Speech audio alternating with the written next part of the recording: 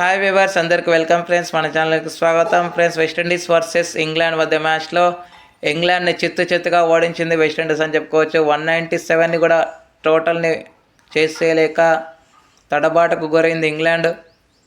మరి వెస్టిండీస్ ఇప్పటి వరకు 2 మ్యాచ్లు వాళ్ళ యొక్క బౌలింగ్ వనరులతోనే వాళ్ళు స్కోర్లను డిపెండ్ చేసుకోగలిగారని చెప్పుకోవచ్చు. ఎవ్రీ మ్యాచ్ న్యూ విన్నర్ అవుతున్నారు వీళ్ళ దాంట్లో. మరి ఈసారి 2016 ఏమైనా రిపీట్ అవుతుందా అనేది ఏమైనా ప్రశ్నలు రేకెత్తుతున్నాయని చెప్పుకోవచ్చు. సో మరి మ్యాచ్ ఎలా సాగింది ఏంటి అని వివరాలకు వెళ్ళిపోదాం. So let's move in to the topic. Hi hello we were, అందరికీ వెల్కమ్ ఫ్రెండ్స్. మన ఛానల్కి స్వాగతం.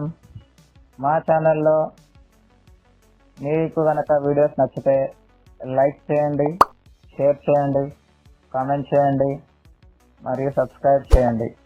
మరిన్ని నోటిఫికేషన్స్ కోసం పక్కనే ఉన్న బెల్ ఐకాన్ని ఆల్ పైన ట్యాప్ చేయండి. ఆల్ పైన ట్యాప్ చేయడం ద్వారా మేము చేసే ప్రతి వీడియోలని, తాజా వీడియోలని నోటిఫికేషన్లో పొందగలరు. సో టాస్ గెలిచి మొదట ఫీల్డింగ్ ఎంచుకుంది ఇంగ్లాండ్. అయితే ఇంగ్లాండ్ యొక్క బౌలింగ్ అటాక్ చాలా బాగుందని చెప్పుకోవచ్చు.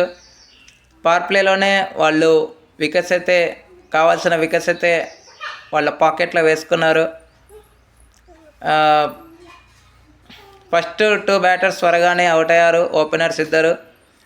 అండ్ లాస్ట్ మ్యాచ్ హీరో ఎవరైతే ఉన్నారో సిమ్రాన్ హెట్మైర్, తను కూడా నిన్నటి మ్యాచ్లో యావరేజ్ స్కోర్ అయితే చేసి కొసమెరుపు అని చెప్పుకోవచ్చు.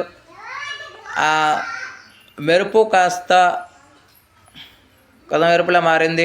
సో 23 రన్స్ వేసి అవుట్ అయ్యాడు. రాస్టన్ చేజ్ అండ్ సిమ్రాన్ హెట్మైర్ కొంత పార్ట్నర్షిప్ తెచ్చినప్పటికీ 23 రన్స్ వేసి తను అవుట్ అయిన తర్వాత రాస్టన్ చేజ్ కూడా 34కి అవుట్ అయ్యాడు. ఈ క్రమంలో 4 వికెట్స్ పడిన తర్వాత 5th వికెట్ కూడా త్వరగానే పడ్డది. కానీ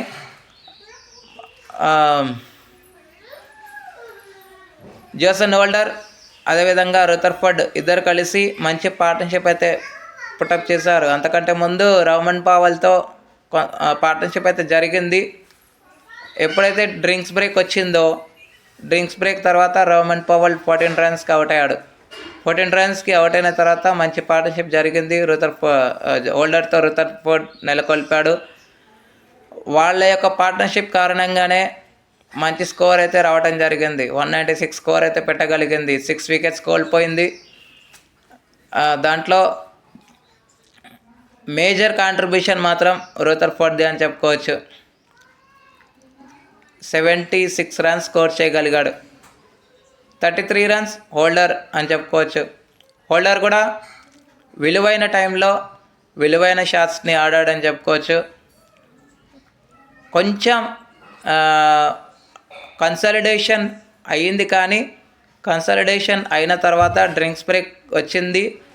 యాక్సలరేషన్ చేసే టైంలో వికెట్లు కోల్పోవడం దెబ్బతీసిందని చెప్పుకోవచ్చు. అక్కడ కొంచెం మ్యాచ్ స్లో అయింది, కానీ సిక్సర్స్తోనే డీల్ చేశాడని చెప్పుకోవచ్చు మన రదర్ఫర్డ్. సో రదర్ఫర్డ్ లాస్ట్ వరకు ఉండి నాట్అవుట్గా ఉండడం జరిగింది కాబట్టి 196 అయితే స్కోర్ చేయగలిగింది. Okay, wickets Jamie Overton 2, Adil Rashid 2, మిగతా వాళ్ళు ఒక్కొక్క వికెట్ అయితే తీసుకున్నారు. అనంతరం లక్షిత్ యాదవ్ను ఆరంభించిన ఇంగ్లాండ్కి స్టార్ట్ అయితే పర్వాలేదు అన్నట్టుగైతే వచ్చింది. టాప్ 3 బ్యాటర్స్ కోసం అలాంటి షాట్స్ అయితే ఆడారు. కొన్ని ఫిలిప్ సాల్ట్ కానీ బట్లర్ మరొకసారి తేలిబడని చెప్పుకోవచ్చు. ఫిలిప్ సాల్ట్ 30 రన్స్ అయితే స్కోర్ చేయగలిగాడు. లాస్ట్ మ్యాచ్లో ఫెయిల్ అయినప్పటికీ ఈ మ్యాచ్లో పర్వాలేదు అన్న స్మాల్ క్యామియో అయితే ఆడాడు. ముగ్గురు ఆకట్టుకున్నారు. వాళ్ళ దాంట్లో శామ్ కరన్ 45 రన్స్ అయితే స్కోర్ చేయగలిగారు. అంతకుమించి ఎవరు కూడా ఆకట్టుకోలేరు. వాళ్ళ యొక్క 6 వికెట్స్ అనేవి 35 రన్స్ వ్యవధిలోనే కోల్పోవటం పెద్ద బ్లో అని చెప్పుకోవచ్చు ఇంగ్లాండ్కి. తత్ఫలితంగా 30 రన్స్ ఎడతో వెస్టిండీస్ తన రెండో విజయాన్ని రిజిస్టర్ చేసుకున్నారు. వికెట్స్ రాస్టన్ చేజ్ 2 వికెట్లు తీసుకున్నాడు.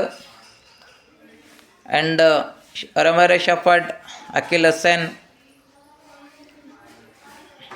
తలా ఒక్కొక్క వికెట్ అయితే తీసుకున్నారు. హోల్డర్ మరొకసారి రెచ్చిపోయాడు బౌలింగ్లో.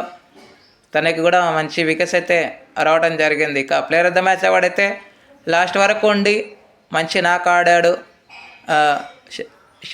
రుదర్ఫర్డ్, కాబట్టి తనకే player of the match award అయితే రావటం జరిగింది. Okay friends, thank you. ఇలాంటి అప్డేట్స్ కోసం ఛానల్ని సబ్స్క్రైబ్ చేయాలి, లైక్ కామెంట్ చేయండి. మరొక అప్డేట్తో మేము ఉంటాను ఫ్రెండ్స్. అంతవరకు సెలవు, నమస్కారం.